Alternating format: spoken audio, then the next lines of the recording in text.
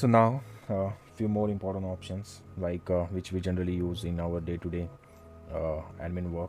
If you come to the device tab, and from here, if you go to this services tab, okay, if you click that, you will see what services you have uh, configured. So what DNS you have, what NTP server you have, all those basic details. And this is one of the important thing, uh, the update server, from where the this firewall should get the updates, like uh, your updates for the PAN-OS, antivirus signature, threat prevention signatures, all those things. Okay, so now here you can see something called service route configuration service feature. So by default, the firewall uses the management interface to communicate with the various servers, including those for external dynamic list, DNS, email, and Palo Alto network update servers. Right. So the management interfaces use that purpose. Now, the management interface also is used to communicate with the panorama, as we know. So service routes, these setups are used so that the communication between the firewall and the servers goes through the data port on the data plane. This data port require appropriate security policies before external service can be accessed. If you come here, let me clear up the screen, and you click this guy, you will see there is something called service route configuration. Use management interface for all. If you don't want to use your management interface for all these things what we have just talked, so you have to click custom, and from here you can see first 15, I believe, services out of 26 here. So basically, to configure service route for non-predefined services, you can manually enter the destination address in the destination section. So for example, destination, and here for the sake of understanding we'll do add say one IP address. I don't know if I can add here. What is it? Say 1.10 for now, and here I can see this option. So I can add this thing like this, right? So it basically shows that the service route for 192.168 1.10 is configured to the source from the data planes. Any interface which has a source IP address 192.168.1.25. So depending on your requirement, you can configure the service route, and we know the service route is used for the communication purposes.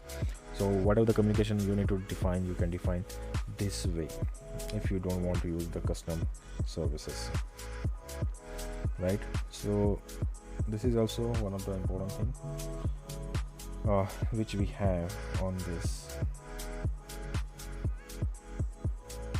So talking about more of the services, the Palo Alto firewall, let's discuss a little bit into this. So let's talk about some firewall services. So the important services we're going to talk, number one is your DNS, right? So domain name system, what it stands for, is a protocol that translate or resolve a user-friendly domain name such as say www.paloaltonetworks.com to an IP address, so that user can access computer, website, services, or other resources on the internet or a private network. So basically, you must configure your firewall with at least one DNS server so that it can resolve your host name.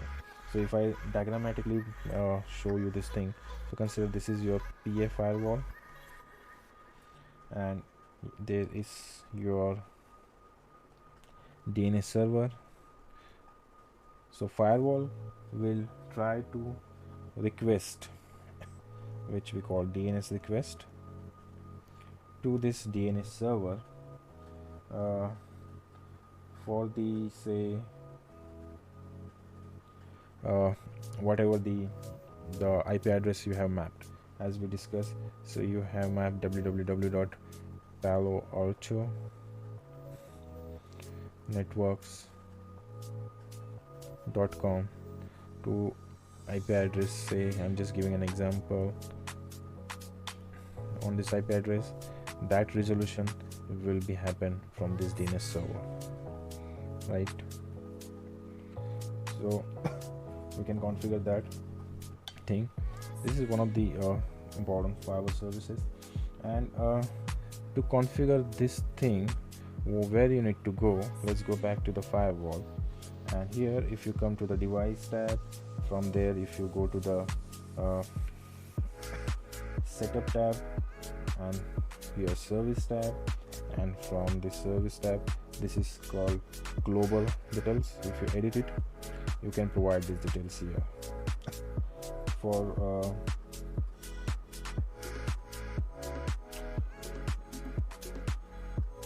you can see here your primary DNS is as per your organization. You can provide these details here, like your primary DNS, your secondary DNS, whatever the updated server need to be have to communicate to the Palo Alto.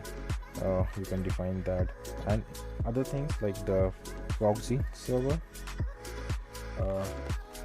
If you have those details, you can provide here, right?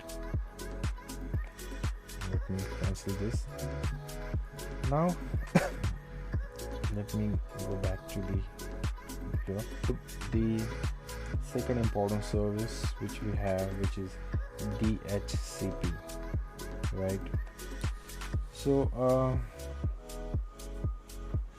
a Palo Alto network firewall acting as a DHCP client host can be request an IP address and other configuration settings from the DHCP server.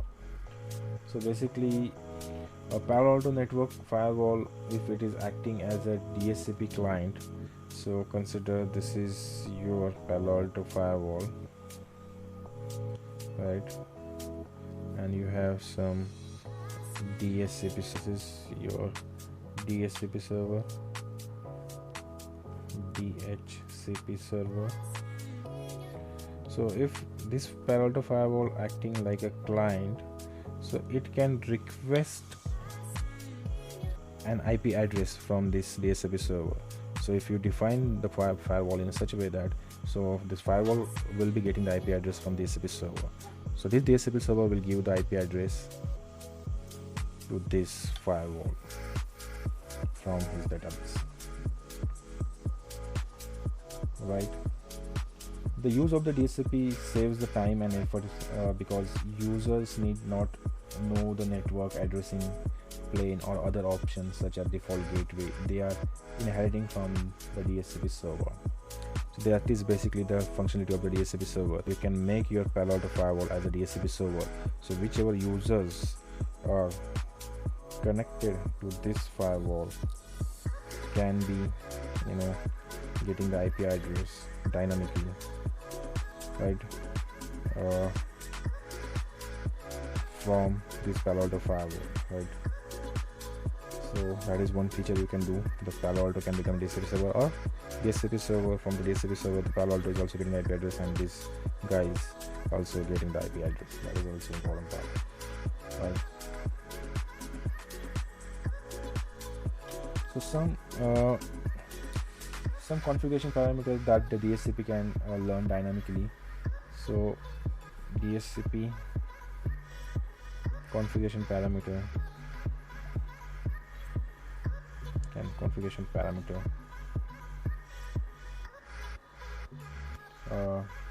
which can learn dynamically. Number 1, IP address for management port. Number 2, net mask. Number 3, default gateway. Number 4, at least one DNS server address. So these details can be fetched when you configure your Palo Alto firewall as a DHCP server, or your DHCP server can give these details to your end client. So this end client will be your Palo Alto firewall or end devices. It's up to your configuration. And let's go back where you have this setting into the firewall. So once you come to the device tab, you go to the management tab.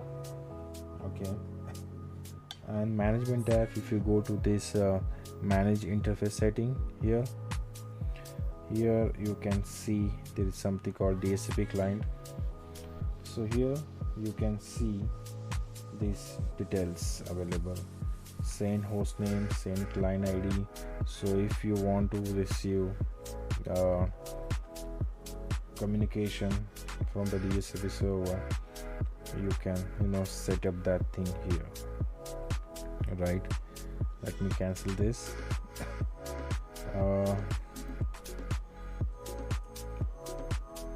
Now again, one of the important thing, let's go back to these services. Here you can see there is something called this NTP. So the NTP client information is optional. Basically, by default the firewall use the time zone as per where it is configured. Right, the NTP information can be obtained via DHCP if the firewall is configured as DHCP client. So you can get these details from the DHCP if your firewall is configured as a DHCP client, and from the DHCP server itself you fetch these details, or you can define those details here. If you want to have some NTP servers configured apart from the DHCP server, you can define those details, and as per this configuration, firewall will fetch details. This is what all about the basic options available for the admin when you do the configuration of your Palo Alto firewall. So guys, thanks for watching this video and have a wonderful day.